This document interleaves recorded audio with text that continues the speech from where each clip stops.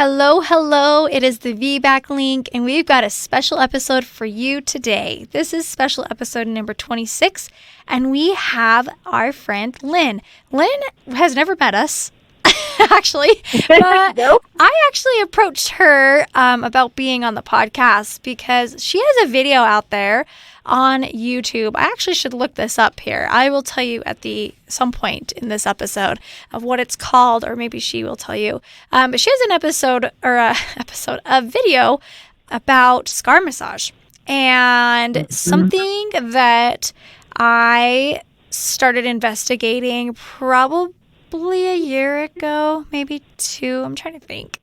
Is scar massage, because I had somebody tell me that she wondered if, and this is also through like learning more about VBAC and us writing this course, but had me tell me that she wondered if a lot of my problems that I was having was associated with my scar, and maybe I needed to massage it. And I never really thought about massage, and no one's ever talked to me about massage. And so I started Googling it, and Lynn's YouTube video came up. She does it very well, and she kind of gives a story about another woman who she has treated. And so I kind of started watching more of her videos, because that's what you do, right? When you find a video or a podcast or something that you like, you just continue watching those videos. And so I told Julie I'm going to reach out to her, and I'm going to ask her to be on our podcast. And it's been crazy because scheduling is crazy, but we are so excited that we have Lynn on today. So I've been a women's health physical therapist for over 30 years. I stopped counting at 30. I don't want to be any older than that. And gosh, about over a decade ago, when I moved to Boulder, I had to start my practice all over again. And I just started working with pregnant and postpartum women. And I just started seeing, all the same things happening in all of the postpartum women that showed up on my table. And I started noticing all these patterns in the body that I would see the same thing in every single person who laid down, and their pelvis would rotate to the same direction. Their ribs would be flared. All these different things. I found bladders off to one side, and just started seeing all this. And then I figured out how to release it from the body. And then moms kept saying, "Oh my gosh, I feel so much better." In one session, their symptoms were resolved. That's amazing. And so I started putting on YouTube everything I found in the body. Just put short little videos up to let moms know, hey, this could be what's going on. And I started getting emails from women all over the world going, "Oh my God, that's exactly what I have. You're speaking my language here. Do you know anybody who can help me?" And I was like, I don't, because everything that I've discovered, I've learned myself. I didn't go take a course, right, to learn it or to do it. And so that's when I started realizing, wow, I need to start teaching this. So back in 2016, I founded the Institute for Birth Healing, and now I'm traveling the world and teaching other body workers, so massage therapists, PTs, midwives, chiropractors, osteopaths, anybody who has the license to touch. Even some nurses have come to my courses. That's amazing. To learn these specific techniques to help heal the postpartum body. And so I've also created a certification program where people can now become certified as birth healing specialists. And they're getting the same amazing results I am in their sessions with their moms too. So it was really cool. And I knew I was onto something when I think the How to Massage Your C-Section Scar video, which you were talking about there earlier, Yep. That one actually, that is the second edition of it, because the initial one that I put on probably over 10 years ago, I lost access to it, and it had over almost 500,000 views. And I was like, holy cow, that is something that is interesting to people. Yes. And so, I was like, wow. But I couldn't access it to change some of the information. I wanted to add my link and my website and stuff to it. But because what happened was actually Google bought out YouTube, and then my access to that video, I lost it. So then I had to re-put another one on, same one, but just, put it up again. Upload it, yeah. And now, I haven't looked at it recently to know how many, but I know it's in the several hundred thousands of views. And so I added to it. I actually added another video on there. It's why you should massage your C-section scars. I have 2 videos on my channel. So I have an Institute for Birth Healing channel on YouTube, and there's 2 videos on there. One is why you should do it, which we can discuss here, and then the other is how you should do it. So I've watched both of those. Yeah, it's really, really important. And it's funny because I always ask my moms, I'm like, did anyone tell you to massage your scar? And they're like, nope. And I'm like, please do. Yeah. It's so important. So important. So important. And so maybe we should jump right into these questions because we want to talk about why it's important. Okay. Okay, I'm going to kind of go in addition to all these questions because I'm a go with the flow person. Why is it important? And let's start there. Why is it important? Okay, so there's actually 3 issues that can develop in a person's body after having a cesarean birth.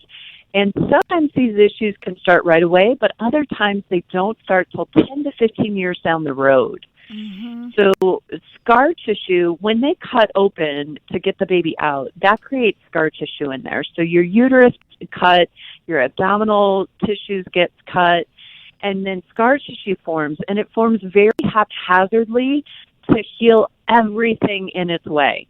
So, it just wants to heal. It does a really great job of healing everything. But in doing so, it actually can cause some problems. And normally scar tissue lays down in the manner that the body moves. So like if you were to get a scar on your arm and you bend and straighten your arm, that movement of your arm tells the scar tissue how to lay down its fibers so that it can continue to work. Mm-hmm. Now, in the abdomen, we don't have that mobility because it's so deep in there, and we can't stretch and move in a way that can mobilize those scar tissue fibers. So they just kind of glue everything down together because it's trying to heal everything. So the bladder sits right in front of the uterus. The uterus actually lays on top of the bladder. And so one of the first issues that some women can experience is bladder frequency. So they feel like they have to go to the bathroom every 20 minutes, even though they just went 20 minutes ago. And what's happening is the bladder actually has stretch receptors in the wall of the bladder, and that when those stretch receptors get pulled, that sends the signal to the brain that, hey, I pee. And what ends up happening is the scar tissue is pulling on the bladder, sending the signal to the brain without the bladder being full. So we really need to get in there to massage it to free that up so then the bladder can expand on its own without getting pulled in from the scar tissue. Okay? Yep. So that's the first one, is bladder frequency. And the second one is deep thrusting pain with intercourse. Okay? So the uterus, again, because the scar tissue is all laying down every which way it can to help heal the area, that scar tissue can create somewhat of a brick wall in that lower abdominal area. And when we are having intercourse and we're thrusting, all those tissues need to be able to mobilize up and down. So when the penis is thrusting in there, those tissues need to be able to move towards the head, okay? And if the scar tissue is in there and it's creating a brick wall, it's going to hit that and be ow. So that's the deep thrusting pain with intercourse. And again, if you get in there and release that scar tissue, you can release that, you can get rid of that pain. Then the third issue that is very common is low back pain. So the uterus has 2 ligaments that attach. They're called the uterosacral ligaments, and they attach to the back in the sacrum. Well, the uterus, I have never met a C-section scar that's not tighter on one side more than the other. Yeah, mine's on the left. We learned about this in our spinning babies class. Did you? Well, the 2 low sacral ligaments. I'm not sure if that's the same. Okay. Yeah. Yes, it is. So my theory on why one side is always tighter is because it's usually the side that the main surgeon stood on. And because they're cutting and pulling and everything He towards was on them. the left side. My physician was on the left side. And it's my left side that is tighter. Because that's the way that they're naturally tugging when they're stitching up. Yep. What? And they're pulling the baby out towards them more. My mind is blown. My mind is blown. We're only Yeah. like 10 minutes in and my mind is blown. Crazy. Yep, it's usually always the case. So that tightness, so yours is on the left side, right? So yes. Correct, not right side. So that left side tightness, it's really tight. So the uterus is getting pulled forward on that left side because of that increased tightness. The body protects the organs. So the body, the organs are what keep us alive. So they're priority in our body. So if the uterus is getting tugged on or it's tight, the bones are going to adapt to lessen the pull on the organs. So because of the uterosacral ligament connection, that sacrum is going to get pulled forward to lessen the pull on the uterus. And that's going to cause poorly positioned baby, a harder time for mom. I mean, misalignment. I mean, it ties into everything. Yeah, during birth and even before birth, like your babies are going to be more likely to be breech or posterior, or just because if the uterus is constantly being pulled one way because of the scar. And I mean, we haven't even gotten into dense adhesions yet, but like if you're being pulled that way, then the baby has a tendency to get in a space that's comfortable for it, and it's going to be like away from the spot that's being pulled. Lynn, when it starts pulling your sacrum and stuff, does that usually make the other side of the pelvis tighter? Looser? Go wonky too? Well, what ends up happening is, so your example, right, you're tighter on the left-hand side, so the sacrum gets pulled forward on that left-hand side, and then it can't move. So it can't move as freely as it should in that sacroiliac joint. That sacrum needs to flex and extend as we flex and extend, as we bend over and straighten up. That sacrum needs to be able to do some movement there. Because of that scar tissue, it doesn't allow that. So now the right side has to move more. So you can get same side back pain or opposite side back pain to the tightness of your C-section scar. It just depends on the dynamic of what's happening in that sacrum. Interesting. But the great thing is that you can free it up and then you get rid of that back pain. And one of the stories I tell in the video on YouTube is that I have a girlfriend who has the same age boys as I do. And this is back when they were 6 and 8 years old. And she had 2 cesarean births. And she came to see me. She was getting ready to go camping one day, and her back went out on her. And she was thinking she wasn't going to be able to go camping. So she came to see me, and all I did was work on her C-section scar. I didn't touch her back one iota. She got off my table, had no more back pain, and was able to go camping the next day. Wow. So you want to come to Salt Lake for me? Yeah, I mean, seriously. I'm not that far away. Get in line. You're not. I know. So 2 years later, my friend was getting ready to go camping again. I think she has an issue with camping. Her back went out on her again. And so she came to see me. And this time she had had knee surgery 6 months prior. So she had been hobbling around on a bad knee.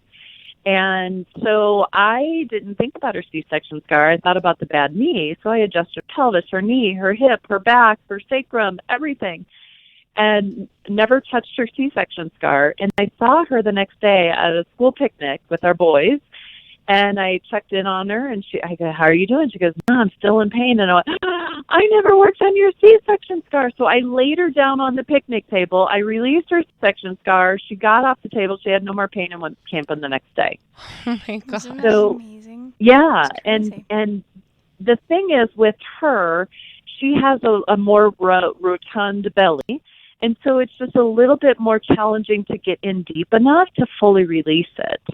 So I told her, I said, "Listen, whenever you get that back pain, you get in there and you massage it, and that should help your back pain." And so I ran into her years later, and I said, "Oh, my gosh, I tell your story all the time." And she goes, "Well, tell it works." Seriously, though, Yeah. I have massaged my scar since I found your video.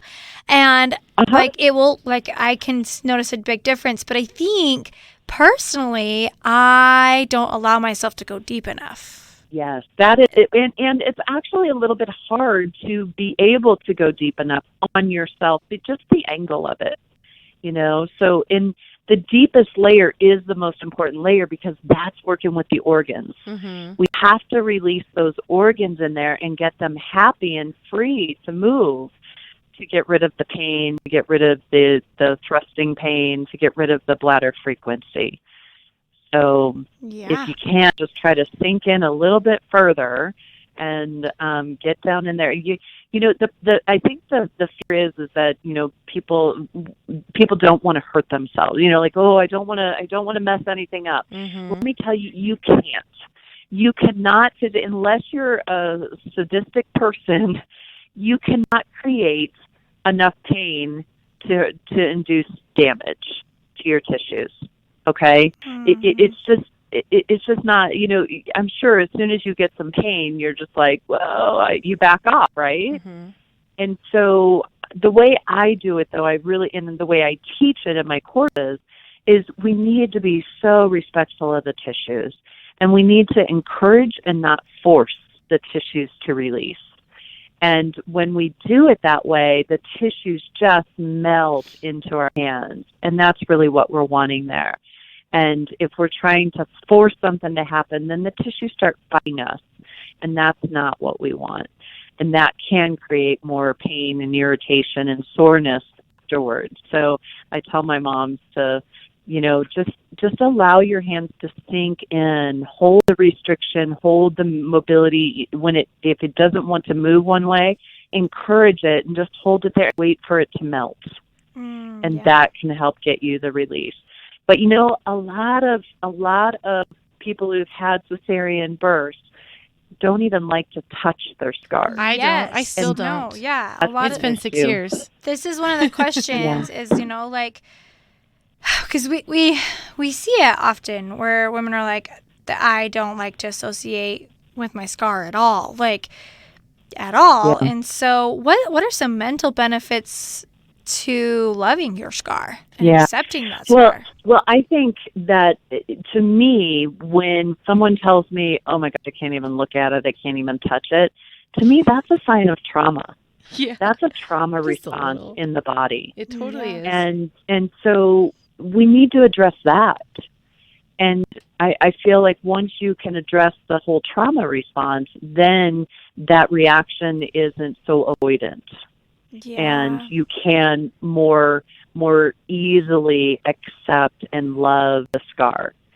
So that's one of the biggest pieces is that, you know, we need to really look at the trauma response in the body.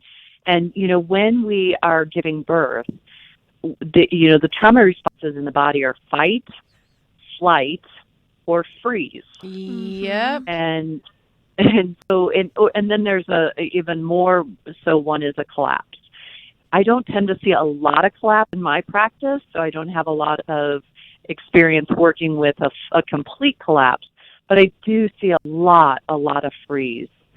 And so one of the things that can help with that is, number one, just recognizing it's like, wow, yes, okay, I was traumatized, or, you know, yes, it was overwhelming to me.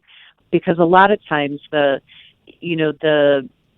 doctors, bless them, are the ones inflicting the trauma by saying, well, if you don't push this baby out in the next 5 minutes, you're going to have a C-section. Well, that's a threat. That, right? I feel like that happens so often, and then the moms are like, yes, and they climb up, what? Or they push like a banshee and they get the baby out, and then the nurses, 4th-degree tear. Or the nurses say, sometimes all you got to do is instill some fear. Like, and I'm like, what? No, that's not what we should be doing. But yeah, exactly. Because what we need to understand, but you know, for birth we need to open and relax. And if you're in fear response, you tighten and contract. Mm-hmm. So especially the pelvic floor muscles. The pelvic floor muscles are our sense of safety and security and belonging in the world. And so that's one of the biggest things that I work with my mamas that come to see me prior to their labors, is making sure that those pelvic floor muscles do have the ability to rest and relax and lengthen, because that's what needs to happen for birth. And I tell you, I feel like the pelvic floor muscles are the stoplight for birth. Mm-hmm. That if we could get more birth professionals to learn how to help the pelvic floor muscles to relax during the birth process, I think we could avoid more cesarean births. Absolutely. I've been teaching some midwives to come to my courses. I actually had a PT turned midwife who attended one of my courses down in Australia, and she was able to actually she was able to help two mamas avoid a cesarean birth by just doing some of the techniques she learned in my courses. Wow. So, and I've had midwives who have told me, they're like, Lynn, whenever a labor stalls, I just go work on releasing the pelvic floor muscles and the baby just comes right on out. I had a labor nurse who came to see me, and she was coming in for her own personal session, and as I was working on her, she's like, I just intuitively kind of just get in there and work with those pelvic floor muscles and just try to work on getting them to relax. The doctors love me because none of my mamas ever end up in a cesarean birth.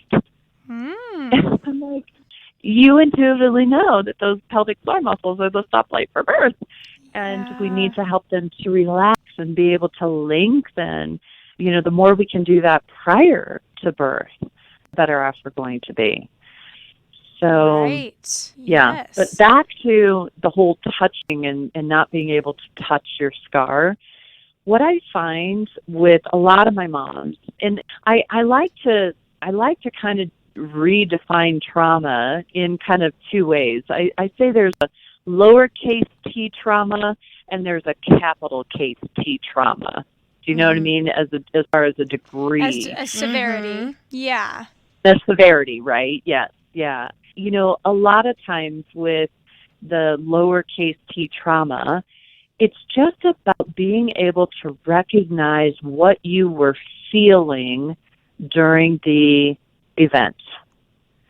And we get kind of frozen, and it gets overwhelming, so we freeze, and then we disassociate.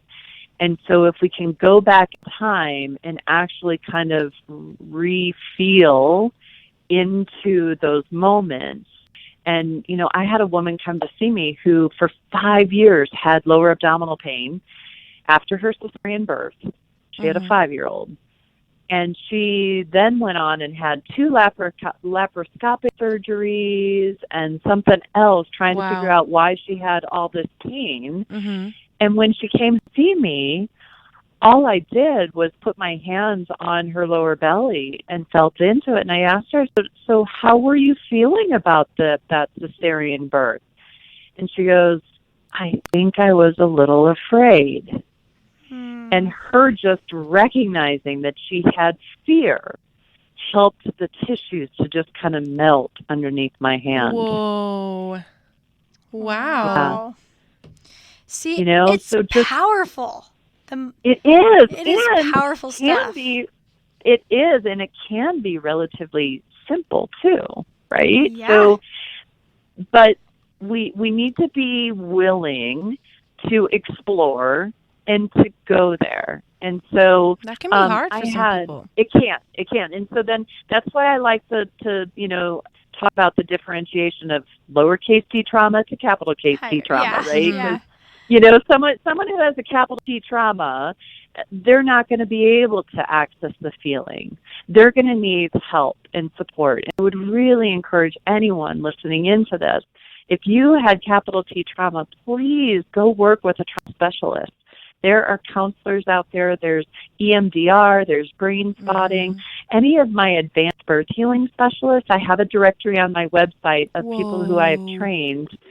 If they have taken the advanced course, they know how to work with the trauma in the way that I do, and they can be very helpful with that. And now, what's that website again? We're going to say it again at the end, but let's plug it in here too. Okay, Institute for Birth Healing. So FOR, not the number, but instituteforbirthhealing.com. Perfect. And if you just go on there, there's a directory of all those practitioners that I've trained that know and understand the best way to work with the postpartum body and the best way to release C-section scars. And those that have taken the advanced course know how to work more with the energy and the trauma in the body, how to help to release that. But I tell you what, the key to releasing trauma from the body is helping to access your emotions. I had a mom come to see me who, she told me the most horrific, traumatic birth story I think I've ever heard. And there was so much trauma that just, like the story just kept trauma. And I was just thinking in my head as she was telling the story going, oh my goodness, I'm going to find a lot of body, I bet, And when she laid down on the table and I tuned into her body and I felt into the tissues, there was nothing there. She had released it all. She had released it. So I go, holy cow, what did you do? And she said, I replayed my birth 3 times with my husband and my doula, talking about what I experienced and what I was feeling at each and every moment of the experience. Wow. And the key word there is feeling. Mm-hmm. It's not about just going through and saying, well, this happened, then this happened, then this happened. It's not a list of the event. It's what were you feeling and experiencing in each and every moment of your birth. Wow. And I tell you what, if you could just acknowledge what you were feeling, it's amazing how much those tissues can shift and change. I believe it. I believe that energy is held tightly, and there's lots of ways to release it. We have a structural integration specialist that is local to us, and she does a lot of work with the fascia, and she says a lot of her fascial work is emotional as well. And she's like, I keep a tissue box in every room, because when either the fascia releases and the motions flow, or the motions flow and the fascia releases, and it all just kind of works together, and is a beautiful thing. Yeah, I actually had a mom. It's very, very common for the clients that come to me to cry on my table, and I invite that and I encourage it wholeheartedly, because it's held in the tissues. And I had this mom that came to see me, and I was working intravaginally, which I do. I just use a gloved finger. I don't use a speculum or anything. And so I was working internally. She had this tension in her pelvic floor muscles, and she started to well up, but then she shoved it right back down. And I didn't feel called to call her out on it. I just let it be. And then at the end of the set, I wasn't able to get her pelvic muscles to release. And I can usually get pelvic floor muscles to release in one session. Nice. And so I was kind of flabbergasted, and I was like, wow, okay, well, I told her, I said, well, we really didn't, you still have this tension in here, and I didn't get it to release, so I would love to see you again so we can try to do it next time. She sits up off the table, and she says, ha, my girlfriend told me you were going to make me cry, and you didn't. Oh. Whoa. So she wasn't allowing herself to be vulnerable and open. She was fighting it. So she fought it. She held it back. She literally held it back, yeah. And so it stayed in the tissues. The tension stayed in the tissues. Wow. So that's why it's so important for us to really tune into, okay, what was I experiencing? What was I feeling during the whole event? And if you can access that, and see, the thing is that once that baby comes on out, all the attention and everything goes right to the baby. Yep. We discount everything that happened to us. Mm-hmm. You discount it and you disregard it because baby's here, baby's okay, that's all that matters. Well, not really. I feel it's really important for you to look at what happened to you, because your mind may forget about it, but your body doesn't. Mm-hmm. Exactly. Yep. Yeah. Powerful. So I have another really interesting story. I had a woman come to see me who had a vertical C-section scar. So it ran from above her belly button down to her pubic bone instead of going across hip to hip. Mm-hmm. And that is rare. I think she's only one of 2 people over the decade that I've been working mainly with moms that I saw that vertical scar.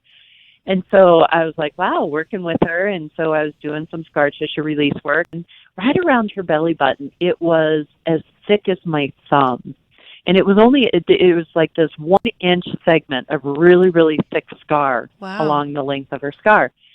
And I'm an empath, so I can feel into the tissues what is being held in there most of the time, not all the time, but, and I was tuning into this really thickened area. I could feel the anger.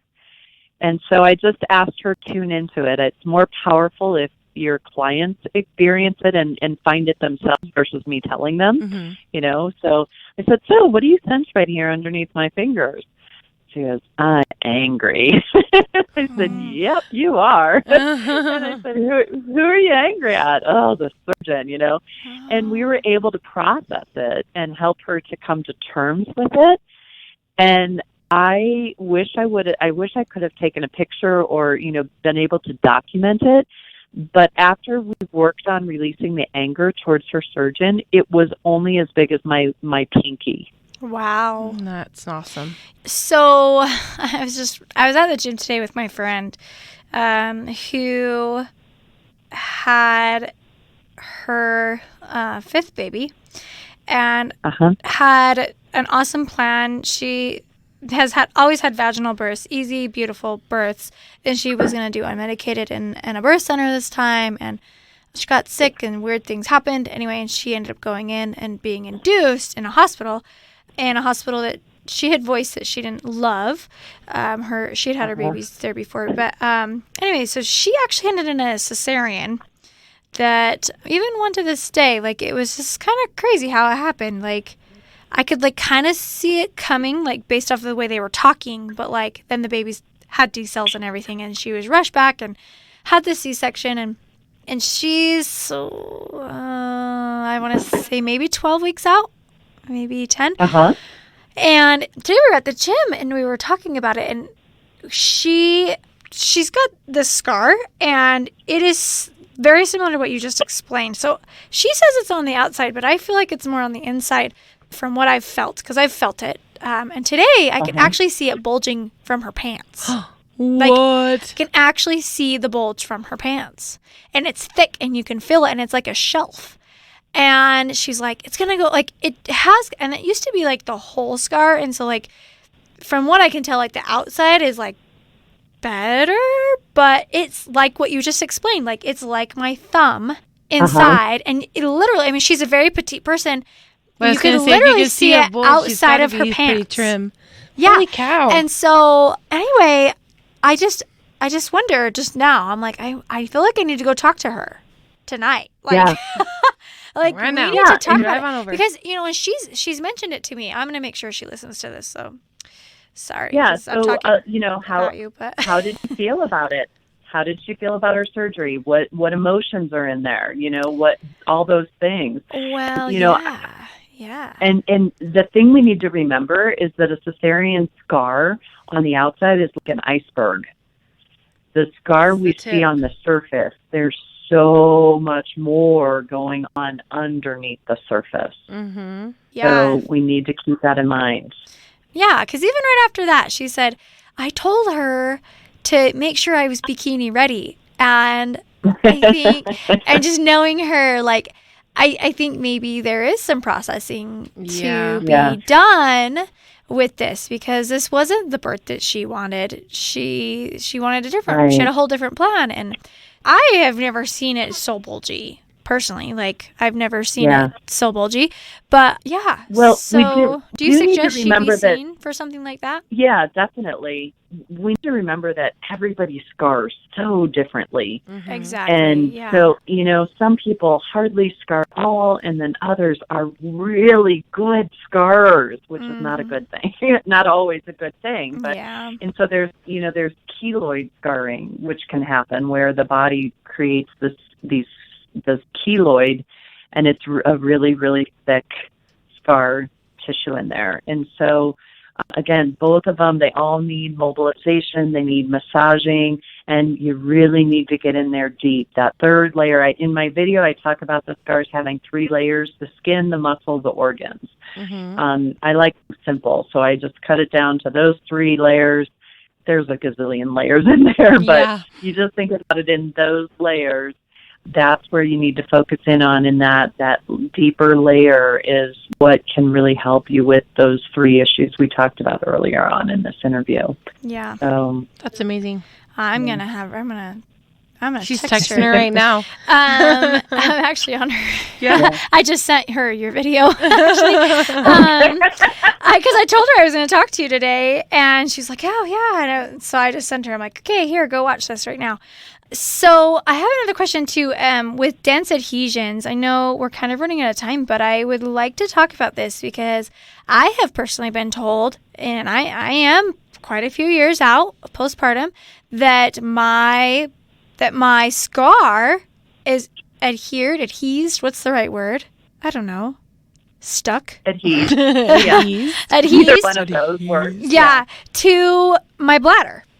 That's one of the most common complications of cesarean. Yeah. And especially as you get multiple cesareans, your risk of dense adhesions skyrockets. Yeah.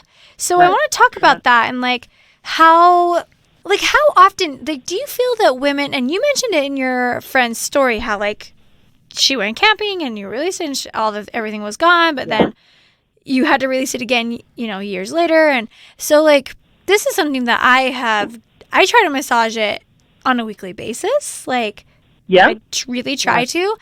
Can you talk a little bit about how, because I think a lot of people think once the scar tissue's there, it's there and it's done. It can't adhere to a bladder 10 years down the road, or it can't adhere to other organs or continue building scar tissue, but can it? Yes. It was, the true answer is we don't really know. I guess. Because hard to find out. Can't. Yeah, exactly, right? We can't, if you go in there and check it out, you're creating more scar tissue. Right. So we don't want to do that. But I have, I've talked to other body workers who have had cesarean births, and I kind of did a literature research years ago and kind of looked at, how long does it take? How long does scar tissue form? And the literature that I looked at way back when was 9 months to 2 years. I mean, that's a huge gap, right? Mm-hmm. So, but it's how do we really know? And in talking to a body worker who does tissue release work herself on other women and who has had one, she's like, Lynn, we always need to be working on this. I don't think that there is a time where we can stop working on it, because I think it will continue to keep forming, but we don't know to what degree. Hopefully it lessens over time, but we don't really know. So yes, the scar tissue can get in there and it can adhere onto the bladder. It can adhere onto the colon nearby. Yeah. And it can just cause, and I used to think that as a massage therapist or, as doing massage on these scar tissues, that I was breaking it up. But then I actually observed an abdominal surgery and saw the scar tissue and saw those adhesions. And I'm like, there's no way we're breaking it up and getting rid of it. We're just increasing the flexibility of it. Mm-hmm. Okay, so that's in my sense, that's all we're doing. That adhesion is still there, but we're making it more flexible. So it can move. And everything can function around it. That bladder needs to be able to expand. Mm-hmm.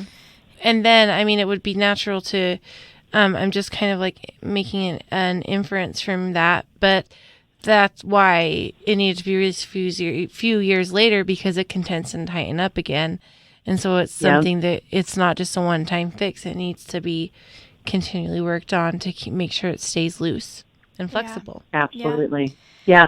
And so I have, when a mom who's had a cesarean birth comes in and I work on her C-section scar, I release it really well. And then I show her how she can, keep mobilizing it and working with it and how she can keep it free. Mm-hmm. And so I say, check in with it 5 minutes every day. And then if every day you're checking in and you're not finding any restriction in there, then go to once a week. Mm-hmm. And then if, after a couple of weeks of doing it and you're not feeling any restriction or tightness in there that you're not having to release, then just check in with it once a month. And I think, that kind of frequency is fine, unless you start to feel it tightening up again, and then you can get back in there and start working on it more frequently. But that's where being in tune with your body and really knowing and sensing when you're feeling tension from that scar tissue, people who are really aware can really tell when it starts to pull. Yeah, that makes sense. That makes a lot of sense. Yeah, I see a local pelvic floor specialist here in Utah, and she did this thing on me where I was laying down, and she pushed on a certain area of my scar, and my belly, like this certain part of my belly went and like tightened, like it like pulled, like it was pulling with my scar. And she was like, "Do you see this?" And I was like, "Yeah." She's like, "We need to work on this. Like, this is something we need to work on." And it makes me wonder sometimes of how a really tight scar with lots of tissue and lots of adhesions could impact a vaginal birth. Because I've had a client who had 3 cesareans, and she was going for a VBAC and ended up choosing a repeat cesarean. And one of the doctors in her repeat cesarean said, "Your bladder is covered in adhesions." And so it made me wonder, like, if her scar over time was actually adhering and then sort of pulling away and then it re-adhering and pulling away. I wonder if that's possible. I don't know. Definitely. Well, and I used to think that we didn't have to worry about cesarean scars during a second pregnancy because the growing uterus would stretch it out, right? Yeah, because it's expanding, it's growing, everything in there is getting stretched out. And so I'm like, don't worry about it. The growing uterus will just, like, unless you're having pains from the expanding uterus, then we need to get in there and release things. Sometimes that uterus just growing should be stretching out that scar tissue in there. However, after that second birth or whatever number it is, when I go back in and check those C-section scars, they're still tight. And it could cause the uterus to overcompensate and pull in other areas to make up for the limited mobility of the scar. Yeah, so anybody who has had a cesarean birth and wants to go for a VBAC, I encourage them to see one of my birth healing specialists prior to giving birth, because what the problem in our birthing practices today is that nobody is assessing the birth door. And by the birth door, I mean the pelvis and the pelvic floor muscles and the baby's alignment going into the pelvis. So there's 3 things that I always look for when someone comes in and they're pregnant. I want to make sure the lower abdominal fascia and tissues have good mobility. The uterus has good mobility, so baby can get into the best position possible. I want to make sure baby's head is midline and in a good position there. I want to make sure the pelvic bones can move as they need to. The pelvic bones go through a plethora of movement to get that baby out. Yes, they If you've had injuries, falls, impacts, sport injuries, hip issues, sacroiliac joint dysfunction, those can all, they may not inhibit a birth, but they can impact a birth. So, falls on the tailbone, things like that. It's just going to make it a lot harder. But those pelvic floor muscles, those are key. So we need to assess those pelvic floor muscles prior to going into labor and make sure that they are nice and supple and able to lengthen and expand for that baby to come on out. So if you're wanting to go for a VBAC, and I always ask my mom, so what happened during that first birth? What caused that VBAC? And usually it's an induction, right? But, once you start inducing and messing with the whole system, you're usually headed down the road to a cesarean birth. So I educate my moms and I talk to them about, let's have you labor at home as much as you can. Don't go in the hospital too early, because once you enter that hospital, you start the time clock. And if you're not progressing on their time clock, then they're going to start intervening. And as soon as you start doing interventions, then one leads to another, leads to another, leads to a C-section. So there are things that we can be proactive as far as if you're wanting to do a VBAC. Those are the things that I would want to assess in a woman prior to going into birth. And it just astounds me that midwives and MDs, they're not worried. We're just assuming. We're assuming that the pelvis can do what it needs to, the pelvic floor muscles can do what it needs to. we're assuming the baby gets in the best position, but it doesn't always happen. And so what I'd like to bring to the table is like, hey, let's assess this.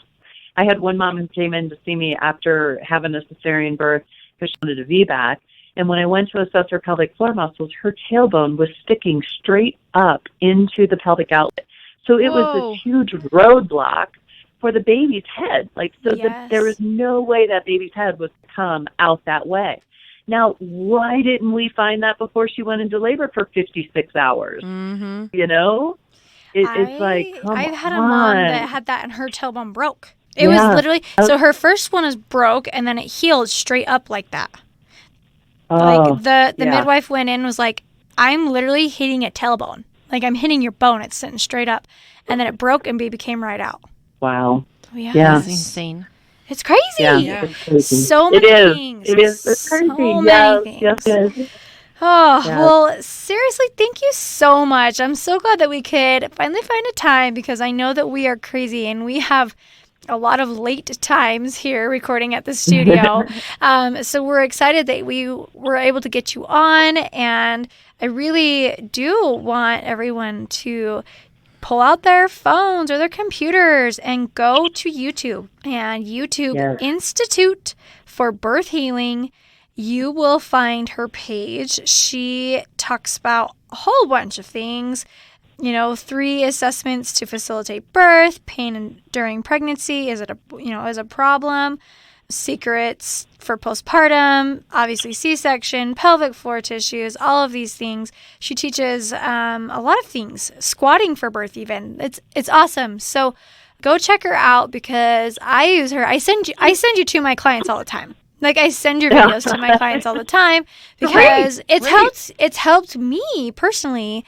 And so we're excited that we were able to have you on the podcast. Yeah, thank you so much. And if you don't mind me just mentioning, I do have, because I have those videos. So I just want to educate and I want to help empower women to be able to take charge of their births and their recoveries. And so we have those free videos online. We do a birth healing summit every year that is more geared towards practitioners to help them. That's birthhealingsummit.com if you want to find out more about that. We have online trainings, so we have a lot of online trainings. We do live and in-person trainings for body workers. So we have a holistic treatment of the pregnant body course, holistic treatment of the postpartum body course, and an advanced postpartum course. And those are the 3 courses you need to take to become certified as a birth healing specialist. And then I'm super excited in the beginning of next year, in January of 2020, we're going to be releasing a Facilitating a Smoother Birth and Faster Recovery for doulas or other birth professionals. Sign me up. Yeah. We would love that. We will be the first too. Awesome. And then we also have created a Simple Steps for a Smoother Birth and a Faster Recovery. And that is geared towards moms or pregnant people who, it's talking directly to our pregnant people. So the facilitating is for the birth professional, but the Simpler Steps is for the pregnant person. So I'm super excited. And I'm also I'm waiting from DONA to get that CEU, the Facilitating a Smoother Birth. We're attempting to get the CEUs for that, so we're waiting to hear back from them. So wonderful. Yes, the Institute for Birth Healing is here to help be a resource for all birth professionals and pregnant people as well. And we just want to help make things easier. Our whole goal is to help moms have a smoother birth and better recovery. And it is possible. So thank you so much for giving me this opportunity to share this information because I absolutely love any chance I get. Absolutely. We can relate to that. We really do appreciate you. And as she was mentioning for birth professionals, she even has a directory on her website. So I'm assuming once you get your stuff, she puts you on and she's got people, like New Zealand, Portland, Hawaii, Denver, all over. So if you're interested, go check out her website and see if there's someone near you because there just may be someone by you. Yeah, we're in 6 different countries, I think, right now. Awesome. And we have even in Russia. So that was really that's cool. Yeah. Super awesome. Yeah. So fun. So thank you both so much. I really appreciate this opportunity. Well, thank you. We are so glad to have you on. And let us know as soon as that doula course comes out, because we will definitely sign up. Yes. Awesome. So if people, the other thing too, I have a Facebook group. If anybody wants to join a private Facebook group, it's Institute for Birth Healing Community. So if you reach out, Institute for Birth Healing Community, if you search for that on Facebook and just ask to join, is an amazing community of both moms and professionals. So if you have any questions, you can just post it, a discussion, and you will get answers from everybody. And it is so supportive. And I do a lot of Facebook Lives. I think I have over 30 Facebook Lives. So there's even more good information there. We talk about prolapse. I interview some of my practitioners. I interview some of the clients that I'm working with. I'm getting ready to do an interview on IVF and trauma. So just so much stuff. Those are all in the video files of that group. And then we're also on Instagram too, so Institute for Birth Healing. So please join in, and that's where we'll do all the posting of letting you know when the next courses are available and all that kind of stuff too. So, okay. Well, go check your Facebook. I just answered the questions. We are requesting right now. Requested. So awesome. All right. Well, thank you so much. Have a wonderful evening. And we're excited to get this episode up and running. Would you like to be a guest on the podcast? Head over to thevbaclink.com/share and submit your story. For more information on all things VBAC, including online and in-person VBAC classes, the VBAC blog, and Julie and Megan's bios, head over to thevbaclink.com. Congratulations on starting your journey of learning and discovery with the VBAC Link.